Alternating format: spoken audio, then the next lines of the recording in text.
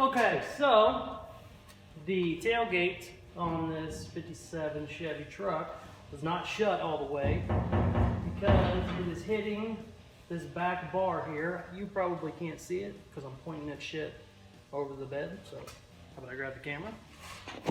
There we go. As you can see, it is hitting this bar back here. Whoever built the bed, they put this bar in too far back, and it's welded, and there's actually a bar underneath it as well that's too close and welded, so tailgate is hitting it, and it's not shutting all the way. I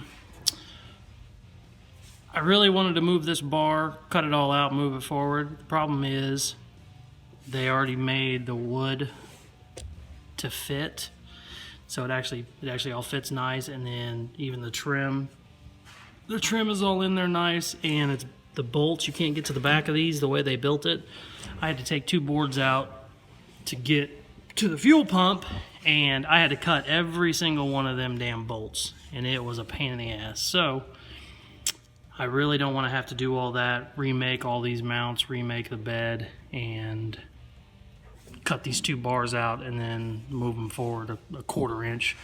So what I'm going to do is, I think I'm going to make a notch in the tailgate.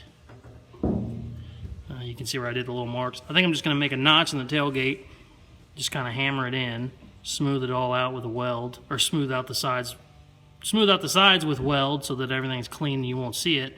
Then touch it up with some blue paint, and then it'll just have a little notch in it.